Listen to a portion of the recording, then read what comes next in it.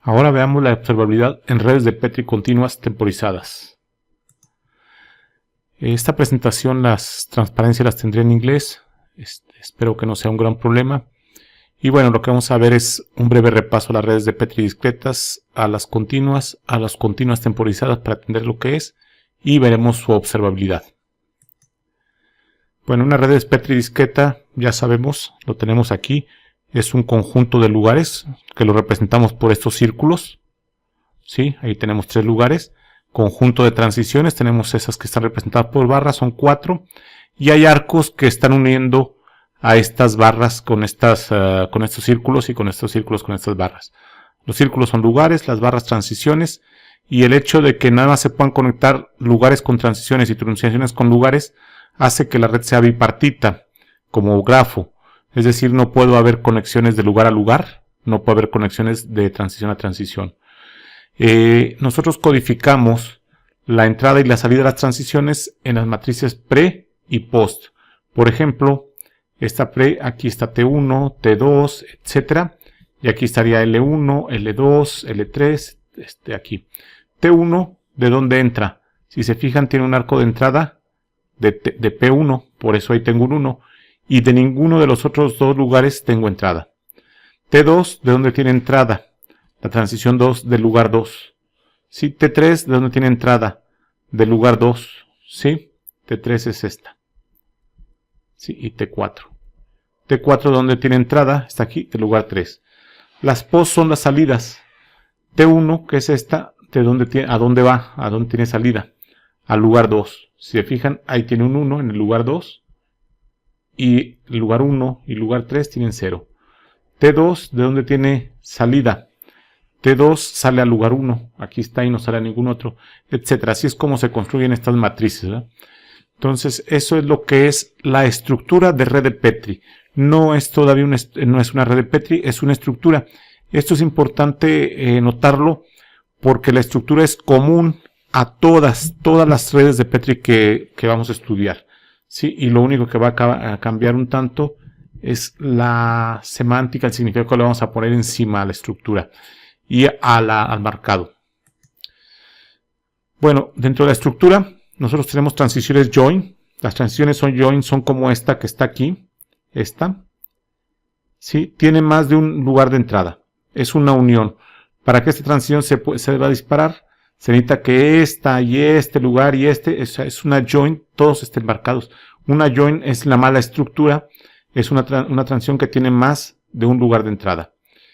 Si tuviese un solo lugar de entrada, pues sería lo que es una transición de una sola entrada. Los lugares de atribución son como este, que está aquí. Tienen más de una transición de entrada. Y si fuera de un solo lugar de entrada, que si nomás tuviese una transición de entrada, pues sería un lugar con una sola entrada. Esas son las 4 clasificaciones que tenemos ahí. Así nada más para ver, pues entonces una red de Petri, como la estructura se dice join free, si todas las transiciones tienen una o 0 lugares de entrada. No se vale esto. O sea, lo que está diciendo join free, pues es que está libre de joins. Esto no se valdría. Attribution free, pues es que no hay lugares de atribución. Y libres de atribución y de uniones, de joins, pues es un sistema que no tiene ni atribuciones, ¿sí? Como estas, ni transiciones join, como la de arriba. Una máquina de estado tiene como característica que sus transiciones tienen un arco de entrada y uno de salida, todas, ¿sí? Todas las que vaya poniendo. No me importa si los lugares tienen más de un arco de entrada y un arco de salida. Lo que me importa es que las transiciones tengan un único arco de entrada y un único arco de salida. ¿Sí? Eso será una máquina de estados. Nosotros tratamos de trabajar con máquinas de estado fuertemente conexas, es decir, que tienen circuitos que puedo ir de cualquier punto X a cualquier punto Y y de Y a X. Están los dos caminos. Un grafo marcado, vamos a decir que es un tanto el dual de esto, porque lo que yo quiero ahora es que los lugares tengan un único arco de entrada y un único arco de salida, pero las transiciones pueden tener más salidas o pueden tener más entradas. ¿sí? Y una libre elección es una red que tiene esta característica. Puede tener elecciones, pero las elecciones son libres. Donde hay una elección no puede haber sincronizaciones o joins. Por ejemplo, no podría estar este aquí metido este lugar, ¿verdad? Esto no podría estar porque ya no sería libre la elección. Para ver si disparo esa transición o esta otra, tendría que preguntarle al compañero si está marcado. Entonces esto no se vale. Nada más tienen esto. Y puede haber transiciones tipo join, como estas en una free choice. Pero donde hay una join, tampoco hay decisiones. O sea, no se valdría tener una decisión para acá. Esto no estaría permitido, ¿sí? Entonces eso es los tipos de redes que tenemos aquí. Y eso se refiere exclusivamente a la estructura de la red. Y cuando ya tengo una red de Petri, que es un sistema de red de Petri, o red de Petri en exclusivo, es una red de Petri que es su estructura más un marcado. Aquí está el marcado inicial que tiene 3 marcas en el lugar 2, pero puede ser cualquier marcado inicial. En realidad el marcado puede ser 0 o un número entero que tenga ahí, ¿sí? Entonces, yo podré disparar una transición. Voy a decir que puedo disparar una transición si esta está habilitada. ¿Y cuándo está habilitada una transición? Una transición está habilitada, como esta, si sus lugares de entrada tienen más marcas que el peso que los une. Por ejemplo, aquí como nomás es un arco, es como si tuviese un peso 1. Este lugar tendría que tener al menos una marca o más. Y esa transición también está habilitada por lo mismo. Su lugar de entrada tiene más de una marca. Esta transición, esta no estaría habilitada porque su lugar de entrada tiene 0 marcas, no tiene el 1 que está requiriendo este arco. Y así también para esta, no está habilitada porque no tiene el 1 que está.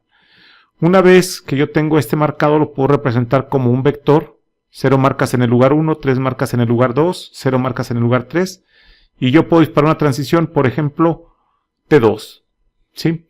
Si yo disparo T2, así, lo que va a pasar es que va a llegar a otro marcado, que si se fijan lo que va a hacer el disparo de una transición es quitar una marca del lugar de entrada y depositar en la salida. O sea que yo tendría 1, 2, 0. Eso es lo que yo tendría en este momento como siguiente marcado.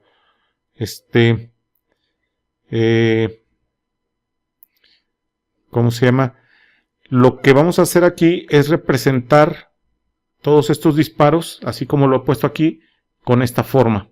Iré diciendo en qué marcado estoy, y una flecha y una transición arriba a la que disparé, e iré diciendo que llevo otro marcado. Esto se puede resumir en una ecuación de estados poniendo en las transiciones como si fueran vectores. Vamos a ver cómo. Está aquí. Vean esto. El vector de T2 lo voy a poner como si fuese el disparo de la transición 2. Este sería T2 como vector, ¿sí? Obviamente T1 como vector, pues nada más es poner también su transición así sucesivamente. Es el vector elemental que tengo ahí. La matriz de incidencia la voy a no es otra cosa más que C igual a post menos pre. ¿Sí? Entonces, si yo estoy diciendo que quito marcas del lugar de entrada, que es a la transición, está codificado en pre, es el lugar de entrada. Por ejemplo, aquí para T2 su lugar de entrada es el 2. Y le agrego marcas a la salida, que en este caso es el 1, está codificado en la post. Entonces, por eso yo tengo esta ecuación fundamental de la red de Petri, que me representa cómo evoluciona el marcado, siempre y cuando yo dispare en este vector transiciones habilitadas. Bueno, atendiendo a la estructura nada más, si yo tengo la matriz de incidencia, que está aquí, si yo tengo esta matriz de incidencia, cualquier vector C por X igual a 0, cualquier anulador de la matriz de incidencia, anulador derecho, que además es positivo, se llamará un T semiflujo. Y un anulador izquierdo de la matriz de incidencia, que además es positivo, se llamará P semiflujo, ¿sí? Si la red está cubierta todo por T semiflujo, se dice consistente si es todo positivo ese vector.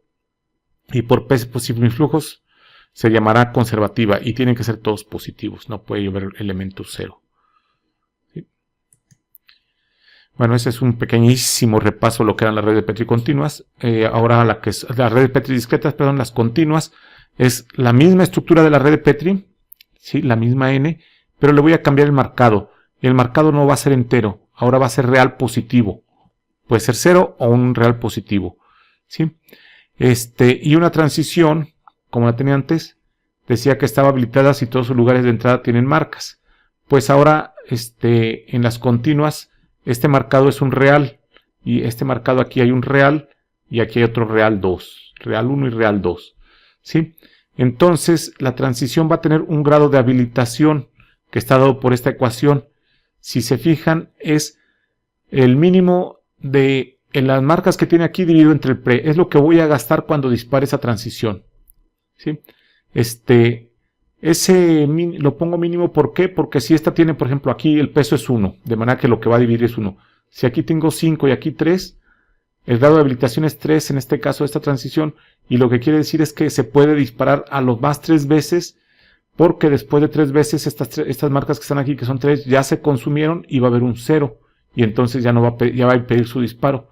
Eso es lo que significa la habilitación del marcado. Y ahora disparo de transiciones que está aquí también será un número real. Este número real estará entre 0, ¿sí? El disparo, le voy a poner alfa, y el enabling, ¿sí? La habilitación que tenga esa transición. Aquí se ve en este ejemplo. Ahora esta red es continua, ya no es discreta. Tiene ese marcado inicial, aquí está. Su matriz de incidencia es esta. Y voy a hacer que la transición T2, ¿cuánto es su grado de habilitación? Es 3.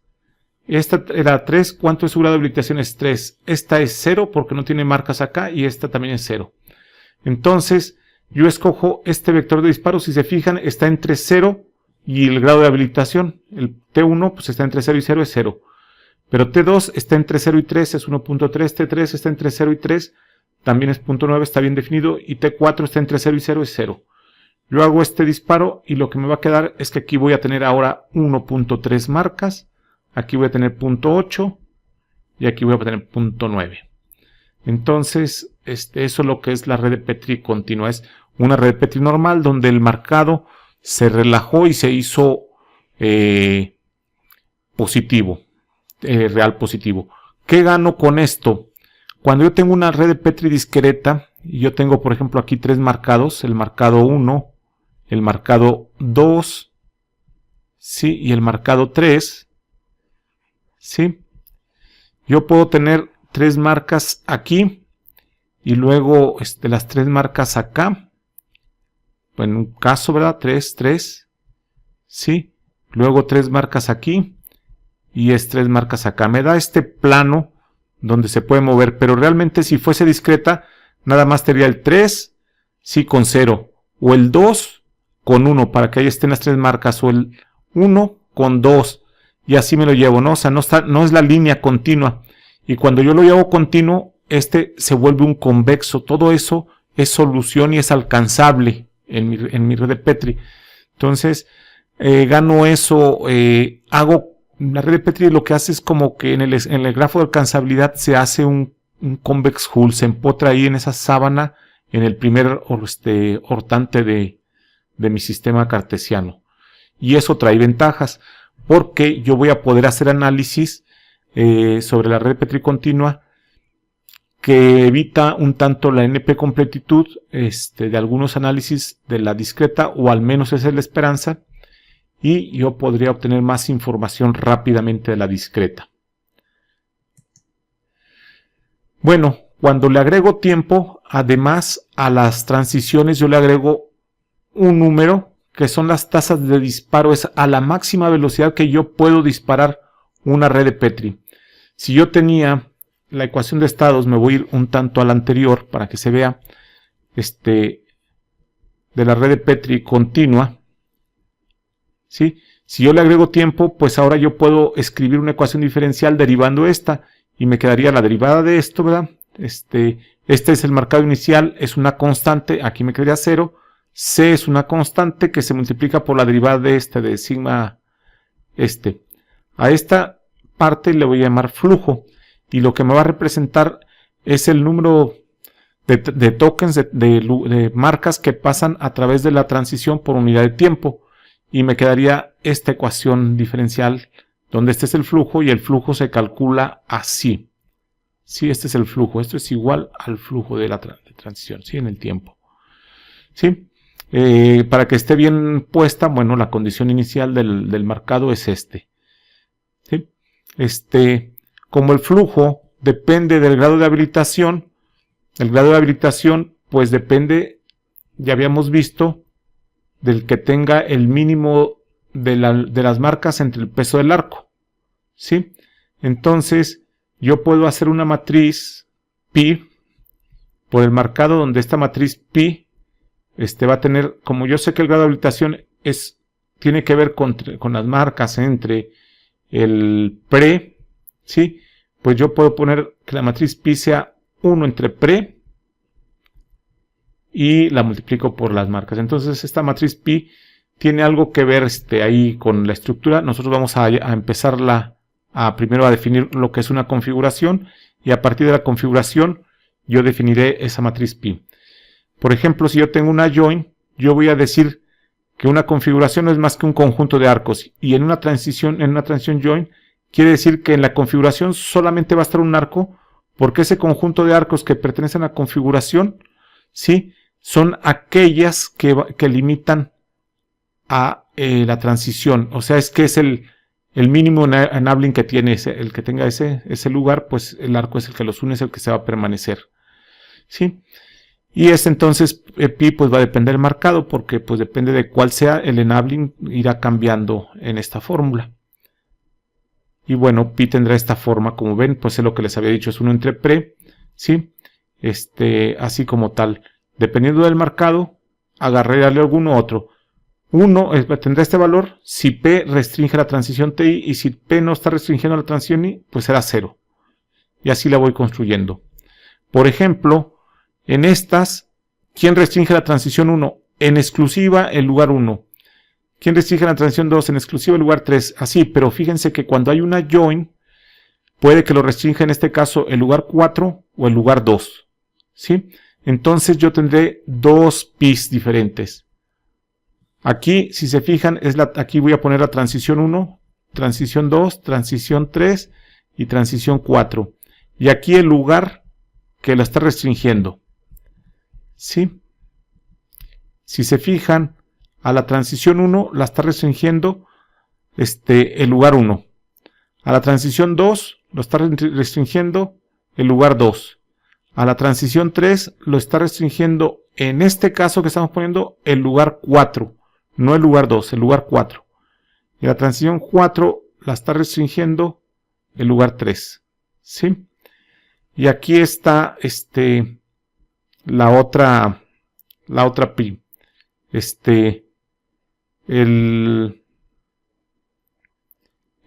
¿Cómo se llama? En el otro caso, cuando ya no está restringiendo la transición 3, que es esta, no la restringe el 4, sí, la restringirá el 2. Las demás son iguales, ¿sí? En este caso hay que hacer notar que P4, como nomás tiene una salida, si P4 no restringe a 3, entonces P4 no restringe a nadie y se forma un 0. Bueno, si yo regreso a mi ecuación de estados e incluyo esta matriz pi, lo que veré es que mi ecuación de estados es un sistema lineal. Aquí se ve claramente es lineal, pero switchante, porque a veces utilizo una pi y a veces la otra, dependiendo de qué marcado tenga. Entonces ya tengo un sistema híbrido ahí debajo, y además lo tengo positivo, y además la matriz que cambia depende del marcado. Entonces es un problema fuerte ahí, pero lo que hacen las redes de Petri, o los que estudian redes de Petri para realizar este sistema, para analizarlo, si esta ecuación viene de una red Petri, aprovechan mucho la estructura de la red de Petri para resolver o dar soluciones sobre este tipo de matrices. ¿Qué gano con esto? Bueno, pues gano lo que se ganó también con las continuas. Tengo un convexo ahí para el grafo de alcanzabilidad. Y además, como aquí tengo marcas y están pasando diferenciales de marca, es como si tuviese una red de Petri con muchas marcas. ¿Sí? Una red de Petri discreta con muchas marcas. De hecho, puede aproximar a una red Petri temporizada o estocástica que tiene muchas marcas este tipo de sistemas. Y lo analizo a través de ecuaciones diferenciales. ¿Sí? Eso nuevamente pues ayudará a analizar sistemas donde haya muchas marcas, y lo que voy a evitar es tener ese grafo de alcanzabilidad que tiene demasiados estados alcanzables. Aquí, pues si uno lo ve, como tiene marcas que pueden pasar en diferenciales, tiene infinidad. Realmente tengo tanto como al F1 marcados diferentes. Pero como tengo una estructura que me dice cómo evoluciona, pues me valdré de ella para el análisis y se hará mucho más sencillo. ¿Sí? Nada más en estas redes nosotros no podemos tener esto, porque si no, no sabría cuál es el flujo de esta transición, porque el flujo depende del marcado de los lugares de entrada. Entonces nosotros sabemos que siempre las transiciones tengan lugares de entrada, si no estarán mal definidas. Y nosotros no podemos trabajar con sistemas mal definidos. Por ejemplo, está así, ya tiene transición de entrada, o si nomás tuviera lugar de entrada, o si nomás tuviese esto, pues también estaría bien definido. ¿Sí? Adicionalmente, pues existirán renglones de una matriz de salida, que lo que indica es que hay lugares que tienen sensores. Por ejemplo, si este lugar tiene sensor, pues si es el lugar 1 y el lugar 2, mi salida sería 1, 0, ¿verdad? Que dice que el lugar 1 tiene sensor. ¿Sí? Eso es. Los lugares que tienen sensores pues se llaman medibles, y los que no, pues no medibles.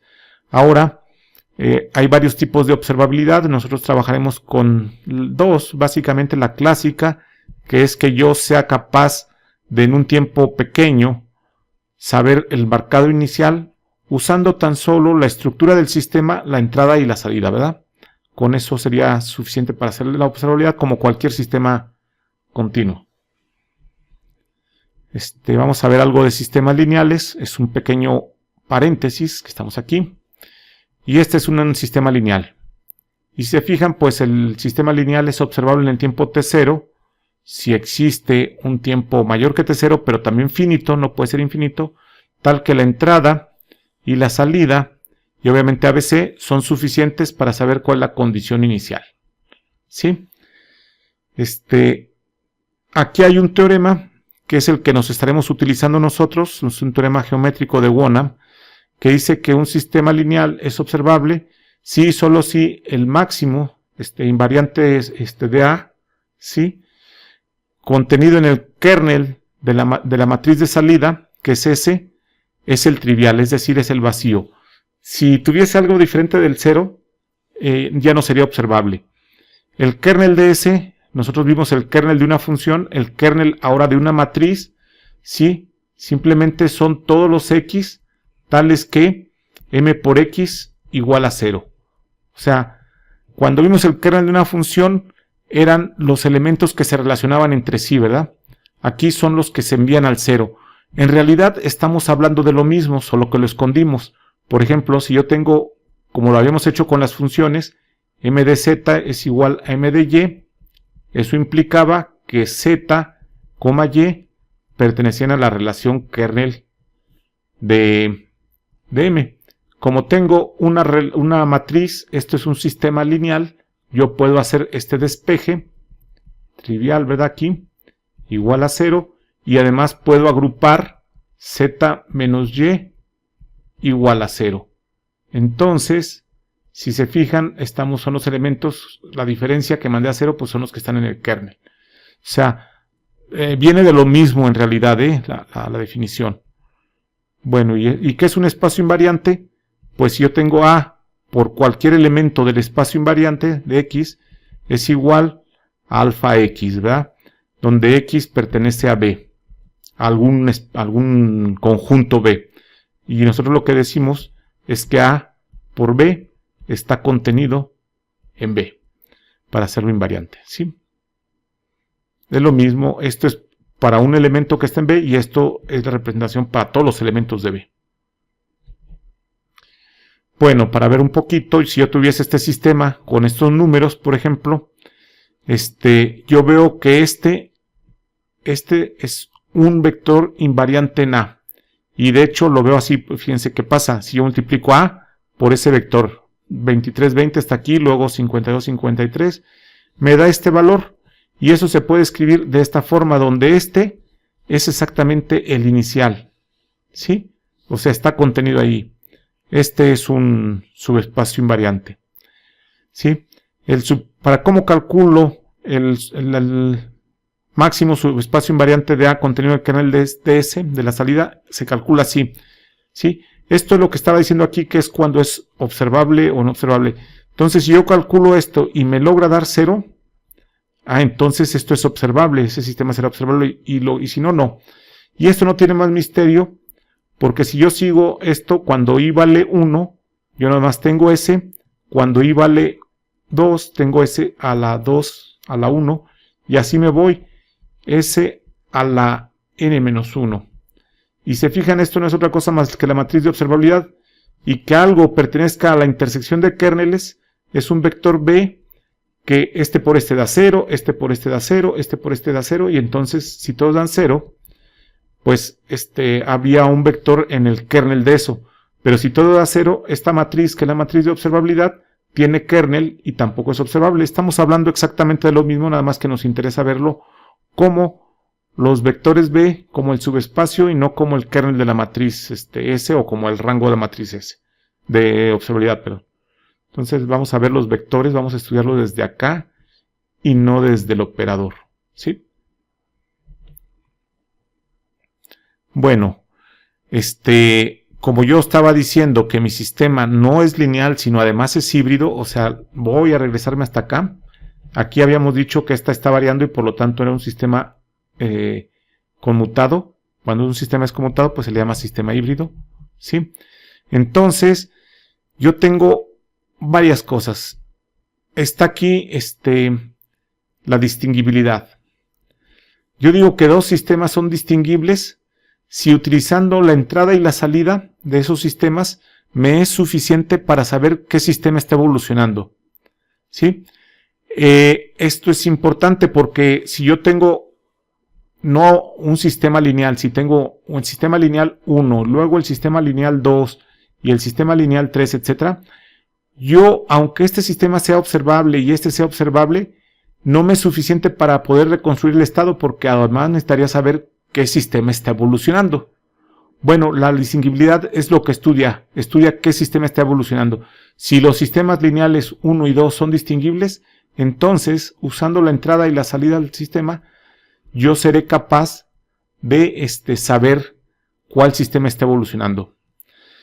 En un sistema autónomo, que es aquel que no tiene entrada, la B es igual a 0, es suficiente que este sistema aumentado, ¿sí?, sea observable. ¿Sí? Lo que pasa es que si yo tengo el sistema 1, yo tendré la salida 1, ¿sí?, igual a E a la T, porque pues esto por X0, más la integral de convolución de E a la T menos tau, lo que sabemos todos ya demasiado bien, ¿no? De tau. Y también para la salida del sistema 2, yo tendré lo mismo. ¿Sí? E a la T menos por X0, más la integral, que está aquí. ¿Sí? Si yo pongo la misma entrada y los resto, por ejemplo, estos dos se desaparecen. ¿Sí? Y si yo pongo la salida para ver, y me quedaría C por X1, que me quedaría C por E a la AT por X0. Aquí le voy a poner 1 y 1 para que se vea que viene del sistema 1. ¿Sí? Y el otro pues es 2. ¿Sí? Menos C2 por E a la A2 T por X0. X02 y X01. ¿Sí? Entonces, si se fijan, esta es la evolución autónoma de un sistema grande. ¿Qué quiero decir con esto? Pues este sistema que tengo aquí. ¿Sí? Perdón, aquí no se llaman S, sino se llaman S1 y S2. ¿sí? Entonces, por ejemplo, si esto es 0, pues querrá decir que los sistemas se ven iguales y la matriz de observabilidad de este sistema tendrá kernel. Pero esto que está aquí es la evolución cuando no tienen entrada, se cancelaron las entradas porque eran iguales de un sistema extendido. Entonces, por eso utilizo esta respuesta de que es observable esto, ¿sí? Lo puedo decir aquí si son iguales o son diferentes de 0. Bueno, nada más por darle un nombre, pues los subespacios donde estas serían indistinguibles le llamamos W, ¿sí? Entonces, para que un sistema sea observable, un sistema lineal conmutado sea observable, yo requiero que todos los sistemas sean observables y además que todos sean distinguibles. Para lo que les decía, si yo estoy en un sistema, si este debe ser observable para que yo sepa cuál es el estado de él. Y él debería de ser observable el 2 para que yo sepa cuál es el estado de él. Pero además debo saber qué sistema está trabajando para decidir qué observador poner.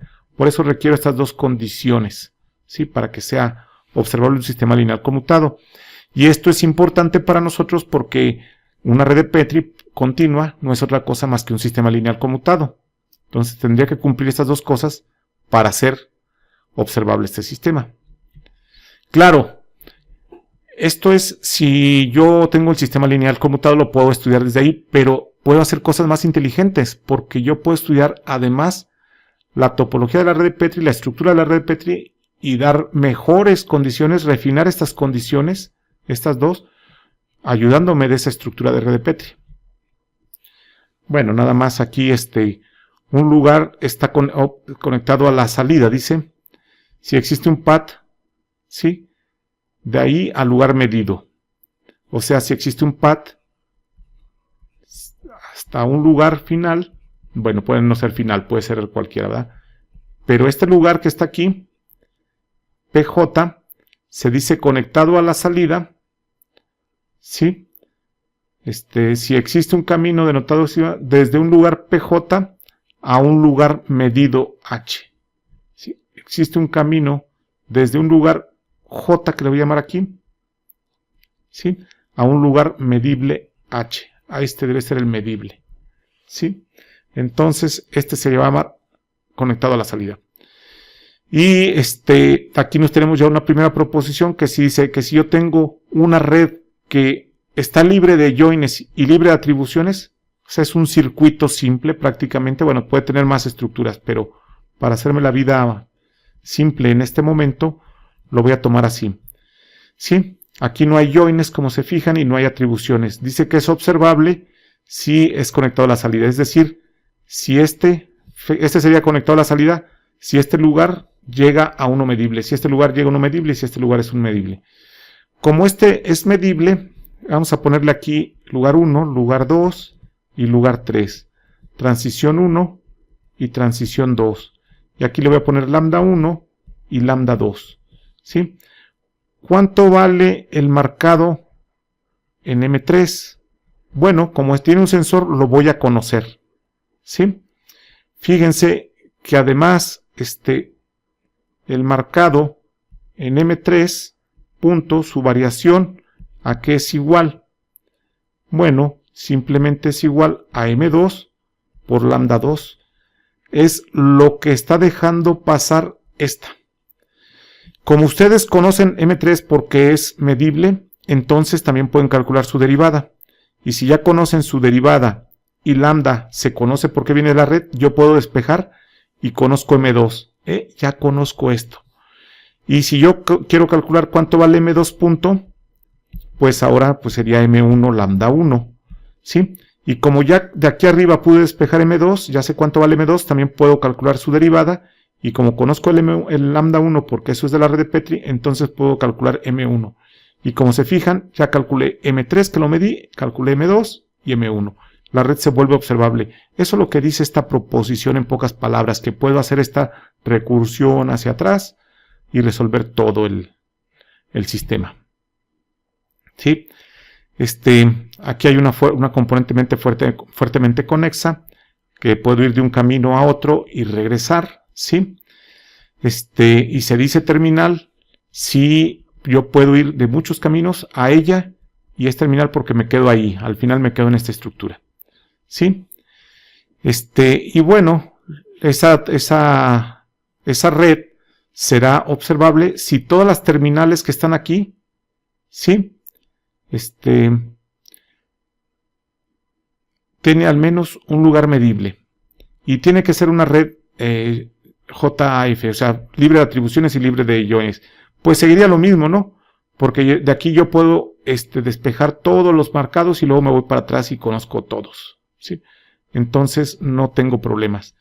Y luego si tengo cualquier red que ahora tiene joins, por ejemplo, tengo alguna join por ahí, como esta, y luego tengo salidas, voy a hacerla así de simple, ¿no?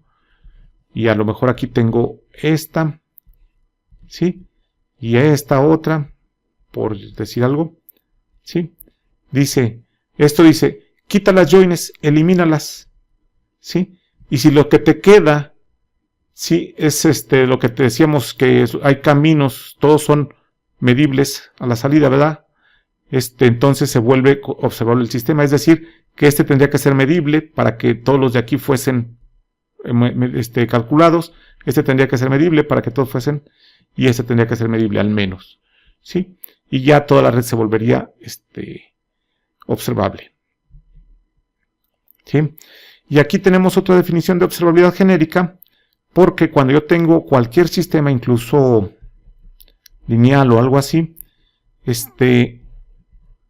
A por X más B por U, Y igual a S por X, pues puede que existan unos valores muy particulares para los cuales la matriz de observabilidad se vuelva de rango no pleno y por lo tanto no sería observable. Pero si para todo el resto de los valores se vuelve observable, entonces yo diría que es genérica. Genérica es que es casi donde sea observable, con probabilidad 1 observable. Si el conjunto en el que no es observable es un conjunto tímido, en el sentido, bueno, en el espacio Rn, cualquier si las partes no observables son solamente una línea, por ejemplo, un subconjunto de Rn, o puede ser un plano o un hiperplano en Rn-1, entonces se llamaría genéricamente observable. Un conjunto tímido es aquel conjunto como que divide en dos un conjunto denso y cada una de las partes sigue siendo conjunto denso. Entonces, esa parte, subconjunto, sería el subconjunto tímido, y si lo buscan, verán que no le pueden poner una función de probabilidad ahí, una integral de Lebesgue que les dé medida que sea diferente de 0. Esto lo que quiere decir es que sí puede ser posible encontrar esos valores, pero la probabilidad de que le peguen a ellos, si lo escogen aleatoriamente, es 0. Es 0, no es baja, es 0. ¿Sí? Entonces aquí, nosotros en redes de Petri, pues como la lambda es un parámetro que estamos, son las velocidades de disparo de las transiciones, yo diré que a veces se da que para un conjunto muy particular de lambdas se vuelve no observable y para el resto es observable, entonces diré que es genéricamente observable.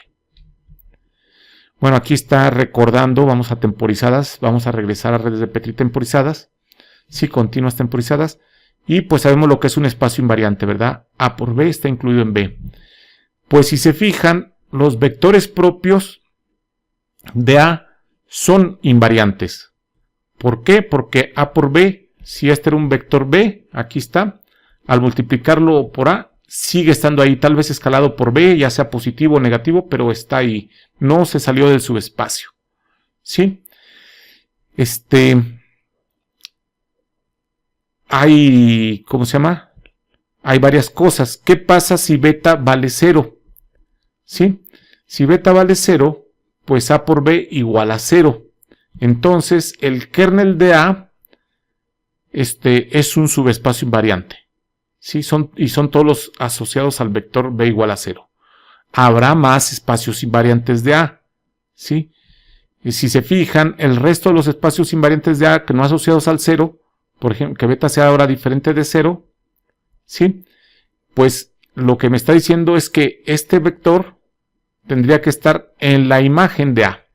O sea que tengo caracterizados que los subespacios invariantes de dimensión 1 de A o están en el kernel de A o están en la imagen de A. Ya los tengo caracterizados. Ahora voy a ver cómo desde la red de Petri puedo calcular el kernel de A o la imagen de A.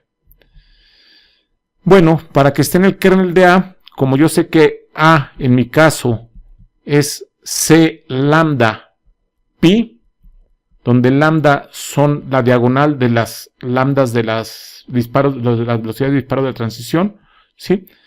Y pi, pues ya sé que es la matriz que me decía qué transiciones están restringiendo el comportamiento de las matrices, de las transiciones, perdón. Entonces tengo todo este conocimiento. Entonces, para que estén en el kernel de A, o están en el kernel de la matriz pi, o uno podría pensar que están en el kernel de la matriz lambda, que son la imagen de pi, pues se las dejó pasar pi, pero las metió al kernel de lambda. Pero lambda es una matriz diagonal, ¿sí? Es decir, es cuadrada, rango pleno, no tiene kernel. Entonces ella nunca va a meter algo al kernel. Y lo que sí puede pasar es que el resultado de aquí se meta al kernel de C. O sea, lo que tenemos aquí, que el resultado de la primera lambda pi, que se llama imagen de esto, se meta al kernel de C, ¿sí? Entonces serían los dos casos para analizar el kernel de la matriz A, ¿sí? Bueno, aquí tenemos el primer caso que dice que si un lugar no restringe a una transición, ¿sí? Entonces, ese vector estará en el kernel de pi, ¿sí? Me voy a ir, aquí está la demostración, me voy a ir un poquito para atrás para que vean el ejemplo. Lo que está diciendo es esto que ya estábamos por acá. Estamos hasta por acá cuando metimos la matriz pi. Fíjense, aquí el lugar 4 no está restringiendo en algún momento a la transición 3 y ese lugar 4 tiene como única salida la T3. Entonces, ese lugar 4 en una de las matrices pi aparece como una columna de 0. Ustedes multipliquen 0, 0, 0, 1 por esta matriz y se van a dar cuenta que están seleccionando esta columna y lo que están haciendo es que da 0.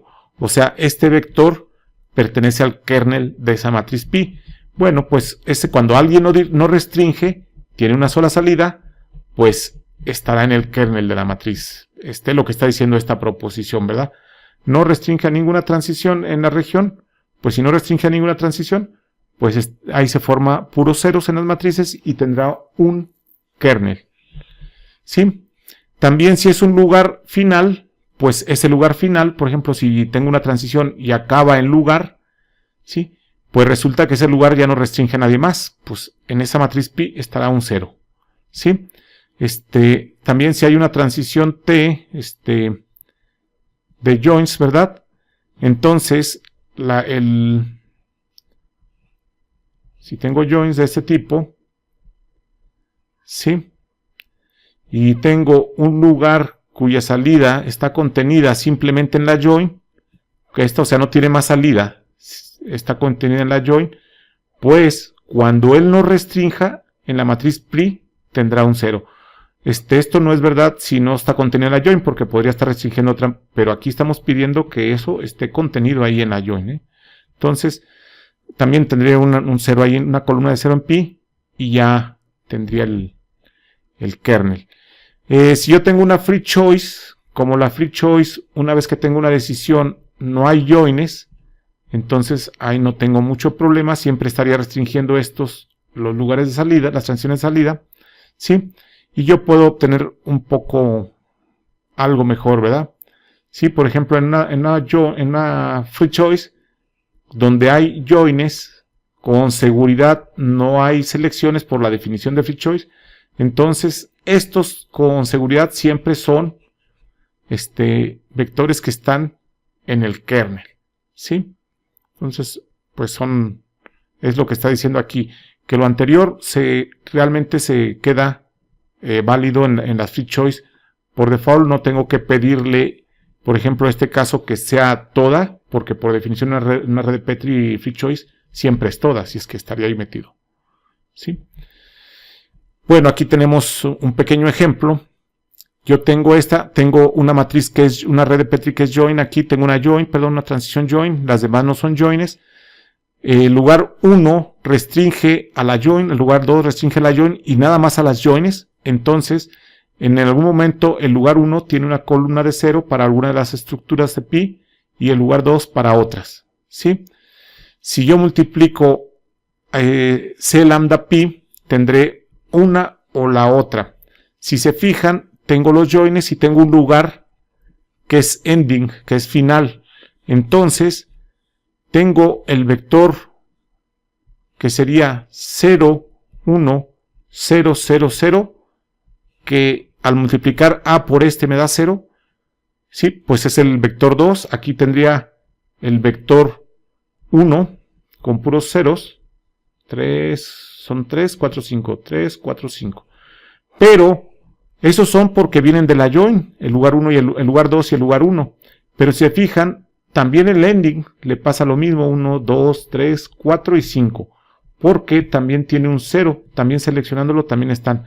Es decir, el vector 1, que es este, que es el elemental, el que tiene un 1 en la posición 1 y puros ceros, el vector que tiene un 1 en la posición 2 y puros ceros, o el vector que tiene un 1 en la posición 5 y puros ceros, pertenecen al kernel de las matrices, de alguna de ellas, ¿sí? Es decir, en algún momento, al pertenecer en el kernel, ya habíamos visto que son invariantes de A, en algún momento esos estarán siendo invariantes de la matriz A, es lo que estamos diciendo, ¿sí?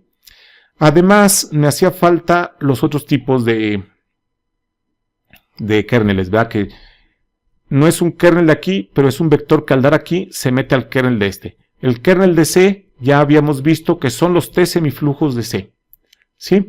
Entonces, lo que voy a hacer es descomponer un vector a ver cómo se mete al kernel de C. Y lo que se ve es que si cumple con esta condición que los lugares esas son transiciones, los lugares de entrada de esas transiciones y sus lugares de salida son el soporte de X, ¿sí? Entonces, ¿cómo se llama? B se llama vector de anulador y la estructura que tiene es esta, donde pues existen algunos valores de gamma que logran que exista B. Entonces, si ocurre esto, va a haber un vector que se mapea y se hace anulador de C. Y también estará en el kernel, ¿sí? Bueno, está la demostración ahí también. Y hay más, que si yo tengo un lugar que tiene entradas, que es un lugar de atribución, y las lambdas son iguales, solamente para ese caso, ¿sí? Entonces, también el vector que se forma con estos, ¿sí? Con el vector que viene del lugar 1 y del lugar 2, ¿sí? Que estos de entrada, que son los de entrada a esas transiciones, ¿verdad? Entonces, aquí están la entrada a esa transición y la entrada de esta transición, con estos que están acá, ¿sí? Los resto, y se forma otro anulador que le llamamos vector de atribución. Entonces ya he caracterizado varios vectores, los que están en la atribución, ¿sí? Los que son regiones, los anteriores son regiones, ¿sí? Que son cerradas de alguna forma, o sea, la entrada y la salida, que son los entradas y salidas están ahí adentro, los que están como finales y los que están como entrada a las joins. Ya tengo caracterizados a unos. Cuando ya no están en el kernel, pues están en la imagen de A. Como A es igual a C lambda pi, ¿sí? Entonces, estar en la imagen de A es estar en la imagen de C. Por eso decimos que está en la imagen de C.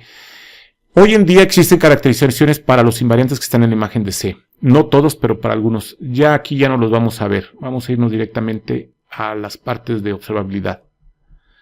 Bueno, lo que vamos a hacer es juntar todos esos vectores. Por ejemplo, voy a irme al ejemplo.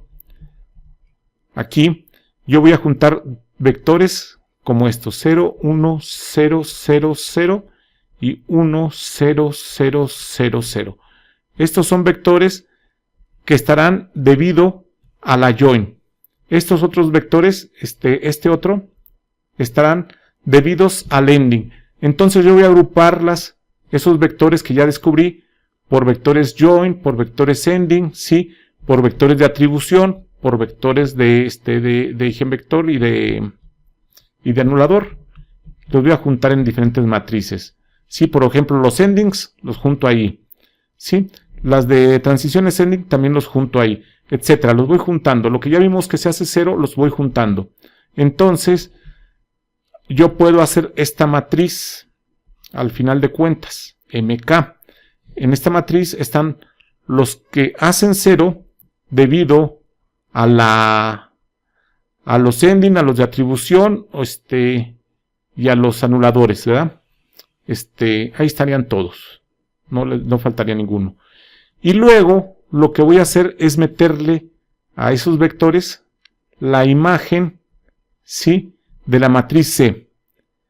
Y entonces, lo que estoy haciendo es tener todos los invariantes debido al kernel, más, por exceso, tengo los invariantes de la imagen de C, tal vez más algunos más, porque no hicimos un gran cálculo aquí. Entonces voy a tener algunos más, ¿sí? Voy a tener por exceso elementos ahí en invariantes de A. A lo mejor unos de los que están aquí no son invariantes de A, pero yo los meto por hacerme la vida fácil, ¿sí? Esto es álgebra lineal, todos sabemos escoger una base para un espacio, una imagen de una matriz, ¿no? Esta se llama ok. Está bien. Entonces ya tengo todos esos. Los agregué. En esta están todos los que yo formé del kernel y en esta están la imagen de C. Entonces lo que yo voy a hacer es algo muy simple. Yo sé del teorema que el máximo subespacio invariante de A contenido en el kernel de C de la salida debe ser el nulo, ¿verdad? ¿Sí? Pues yo ya tengo los invariantes de A. Están en esta matriz, ¿sí? Y lo que voy a hacer es agregar sensores para que A por S sea diferente de 0, ¿sí? Eso quiere decir que, que yo agregue sensores en aquellos puntos donde esto hace que no sean iguales a 0. Que yo agregué puntos que hacen que los invariantes de A, ¿sí? No sean, no estén en el kernel de S. Es lo que voy a hacer ahí, ¿sí? Entonces yo tengo un vector invariante de aquí, de A, ya no puede estar en el kernel de S. Perdón, aquí lo puse al revés. S, por esto, no puede ser 0. Si un vector de estos, de los que están aquí, es 0, por el teorema anterior de los sistemas lineales, esto no sería observable. Entonces lo que tengo que hacer es colocar sensores para que esto no pase. Esa es la idea detrás del algoritmo, ¿eh? Entonces, pues vamos a hacer una función de colocación de sensores para volver observable un sistema. La matriz A, la matriz de invariantes de A, que se me input, ¿sí? Y la salida va a ser de sensores tales que, lo que les decía, S por esos invariantes es diferente de 0, ¿sí? La matriz de columnas ortogonales a S se va a llamar esto y es igual, y debería de ser 0, ¿sí? Bueno, lo que vamos a hacer en este algoritmo, aquí se lo presento, lo voy a poner rápido, me voy a ir al ejemplo que estaba acá atrás y van a ver que es muy simple. Yo tengo estos invariantes ahorita. Esto sí, entonces formo una matriz, la voy a poner aquí arriba, una matriz un tanto más grande. Tengo más invariantes, no las calculé todos, pero es para que se den cuenta de cómo trabaja el algoritmo.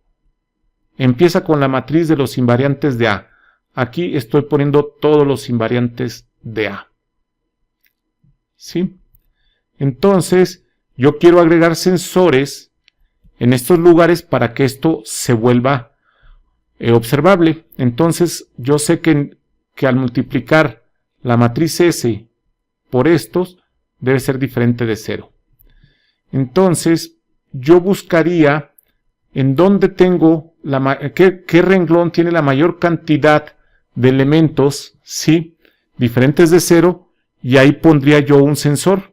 Porque si yo logro, por ejemplo, si aquí esta columna, este renglón, por ejemplo, si todos tienen 1, con poner un sensor en este, al multiplicarlos todos darían diferentes de 0 y ya habría con un solo sensor hecho mi trabajo. Aquí en este ejemplo lo que voy a hacer es poner un sensor en el lugar 1, 2, 3, 4 y 5. Porque si ustedes multiplican este renglón por el primero, pues sale este da 0. Pero en el segundo ya no da 0. Por lo menos ya eliminé este. Este ya lo elimino porque ya no es 0 y eso quiere decir que ese lugar ya puedo saber su marcado. Y luego, pues tendría que poner 1 en esta posición. ¿Sí? Aquí como todos los renglones tienen 1, pues ya me dio lo mismo, ¿no? Y luego tendría que poner 1 en esta otra posición, en la última. Y si se fijan, si yo multiplico esta matriz de sensores por hechos, todos son diferentes de 0 y el sistema se volvió observable. Y lo que estoy diciendo es que necesito poner un sensor en el lugar 1, es lo que me dice aquí en esto, en el lugar 1, el otro me dice en el lugar 2 y el otro me dice en el lugar 5. Con esto es suficiente para yo saber qué marcado tengo. Y si se fijan, si yo tengo esto, yo puedo ir hacia atrás porque yo tengo M5, que lo conozco, y la derivada de M5. Si yo establezco la ecuación de cómo le llega a M5, ¿sí? Es el lambda 4, esto es igual a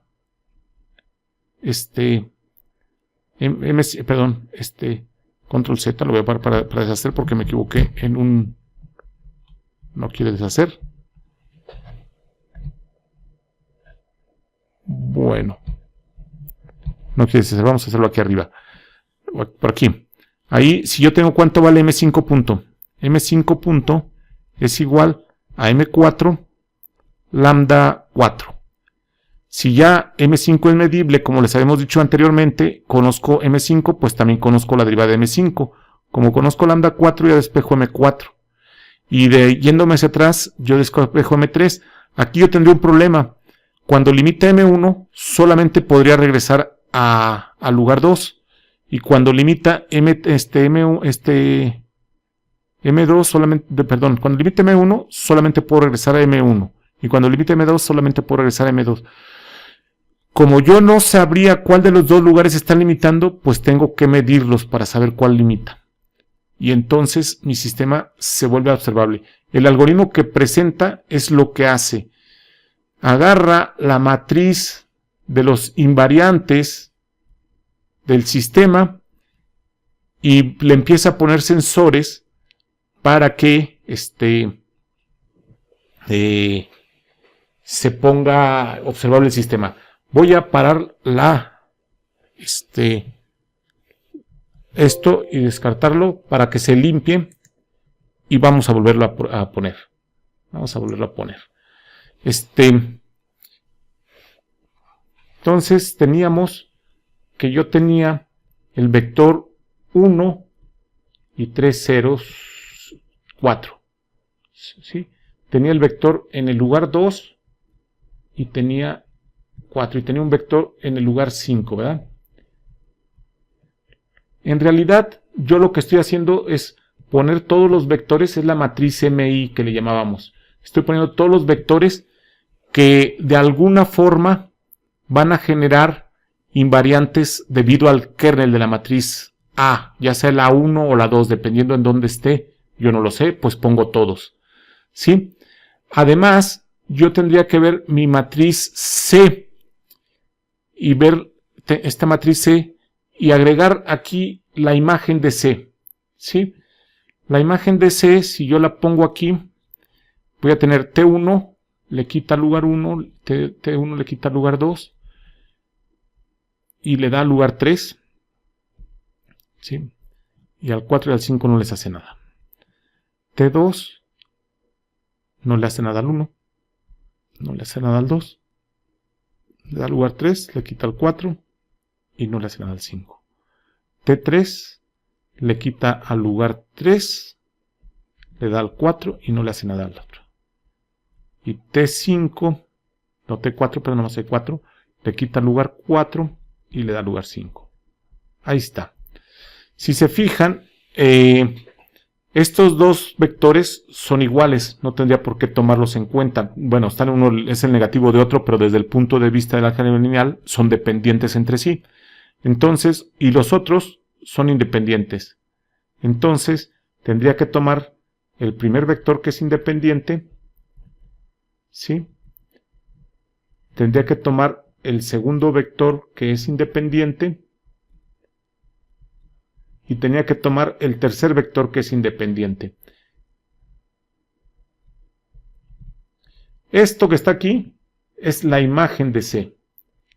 Entonces es lo que hace mi algoritmo. Construye esa matriz grandota y dice, con esa matriz yo tengo que hacer que los sensores por esa matriz sean diferentes de 0. Porque aquí están los invariantes de A. Está bien, dice, aquí en la imagen de C hay más elementos de los invariantes de A. Pero no me interesa. Con tal de hacer rápido el algoritmo, voy a tomar todos, aunque sea por exceso. Entonces, ¿dónde voy a colocar un sensor? Dice. Miren, dice, este renglón tiene dos lugares diferentes de 0. Este renglón tiene dos lugares. Este renglón tiene dos lugares, este renglón tiene dos lugares y este renglón tiene dos lugares. Como todos tienen dos lugares, yo escogería siempre el que tenga más lugares diferentes de 0, porque poniendo un sensor, todos esos lugares que son diferentes de 0, salen del kernel, o sea, ya no serían iguales a 0. Aquí todos son iguales, pues voy a agarrar cualquiera de ellos. Por ejemplo, voy a agarrar el 1. Y entonces le pongo un sensor al lugar 1, al 2 no, al 3 no, al 4 no y al 5 no. Ese es la primero. Y con eso me quito esta columna que ya la eliminé, ya está fuera, y esta ya estaría fuera. ¿Sí? Entonces me quedarían ya las que no marqué aquí. Estas están fuera, ¿no? Entonces me quedarían etcétera.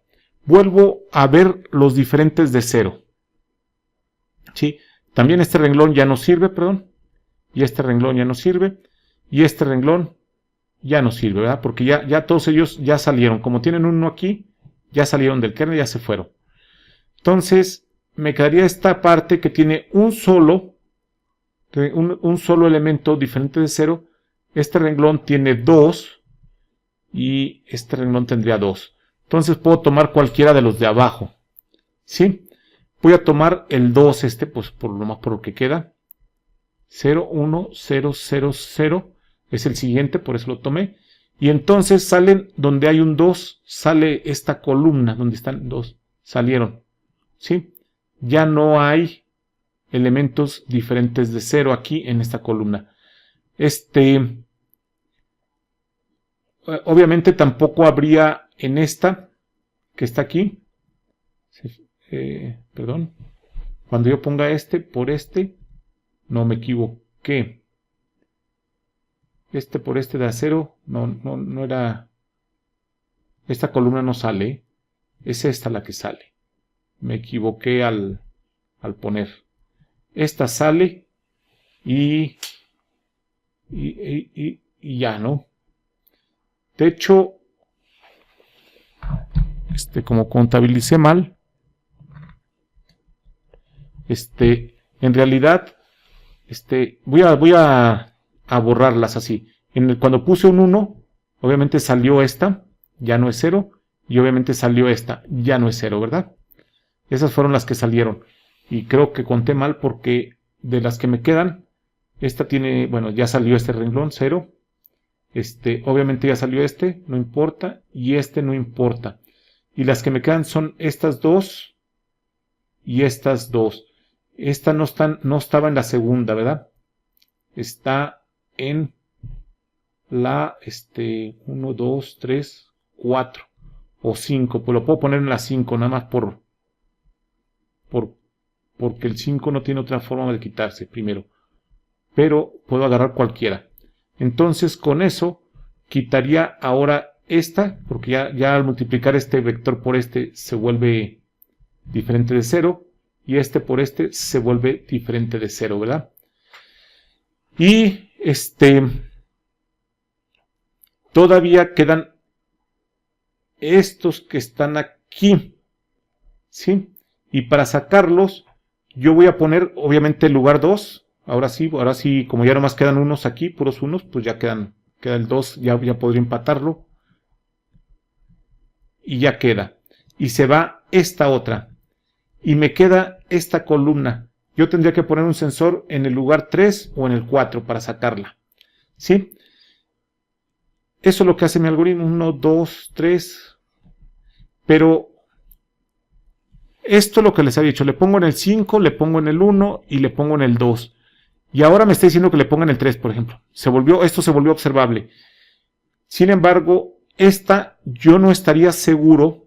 Mi algoritmo lo hace, pero yo no estaría seguro si lo lleva o no, porque está en la imagen de C. O sea, con seguridad estos los quitó y los quitó bien, y no puedo evitarlos. Pero esta yo les dije que metí la imagen de C por exceso, porque no pude encontrar los invariantes de A que están fuera del kernel de A. Entonces esos invariantes los metí como en la imagen de C, y están los invariantes de A más algo más. Entonces, cuando ustedes meten un sensor que solamente elimina elementos de C, no pueden asegurar si su resultado es mínimo. Pueden asegurar que con esos sensores el sistema es observable, pero no necesariamente es el mínimo número de sensores. Tendrían que hacer un análisis posterior. Bueno, esto es todo por la parte de observabilidad. Es de redes de Petri continuas. Es una herramienta que se está utilizando hoy en día para evitar la explosión combinatoria de los estados, y se trata como un sistema lineal conmutado. Y aquí vimos cómo, aprovechando el teorema de que un sistema es observable cuando no hay espacios invariantes de A, cuando el máximo subespacio invariante de A contenido en el kernel de la salida es igual al nulo, al espacio cero, entonces el sistema se llama observable. Y entonces lo que hicimos fue construir los invariantes de A. Aquí están en esta matrizota, ¿verdad? Los invariantes de A, y ver que los sensores, la S no estuviese ninguno de esos vectores que son los invariantes de A en el kernel de S. Y para eso le pusimos sensores para evitar eso. El problema es que los invariantes de A no los pude construir bien. Hay una parte que está por exceso. Entonces, hay sensores que tal vez sí deberían de estar o no, ¿sí? Pero sabemos que como los hice por exceso, aseguro que lo que va a estar es observable.